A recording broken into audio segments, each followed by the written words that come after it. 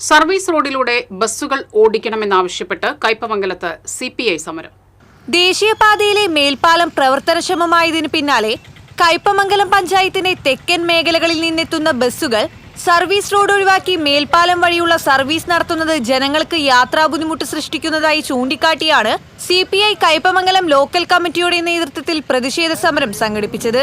പനമ്പിക്കുന്ന് ഭാഗത്തു നിന്ന് വടക്കോട്ട് പോകുന്ന ബസ്സുകൾ സർവീസ് റോഡ് ഉപയോഗിക്കാതെ മേൽപ്പാലം വഴി കടന്നു പോകുന്നത് മൂലം സർവീസ് റോഡിന് ചേർന്ന പ്രദേശങ്ങളിലെ യാത്രക്കാർക്ക് ബസ്സുകളിൽ കയറുന്നതിനും ഇറങ്ങുന്നതിനും ഏറെ പ്രയാസം നേരിടേണ്ടി വരുന്നതായി നാട്ടുകാർ പരാതിപ്പെടുന്നു.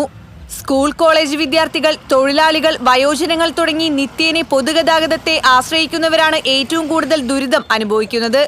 ജനങ്ങളുടെ യാത്രാ പ്രശ്നത്തിൽ പഞ്ചായത്ത് ഭരണസമിതി ഫലപ്രദമായ ഇടപെടൽ നടത്തുന്നതിൽ പരാജയപ്പെട്ടുവെന്നും CPI ആരോപിച്ചു. പ്രതിഷേധത്തിന്റെ ഭാഗമായി ബസ്സുകൾ തടഞ്ഞ് സർവീസ് റോഡ് വഴി തിരിച്ചുവിടുകയും യാത്രക്കാരുടെ പ്രശ്നങ്ങൾ അധികൃതരുടെ ശ്രദ്ധയിൽപ്പെടുത്തുകയും ചെയ്തു.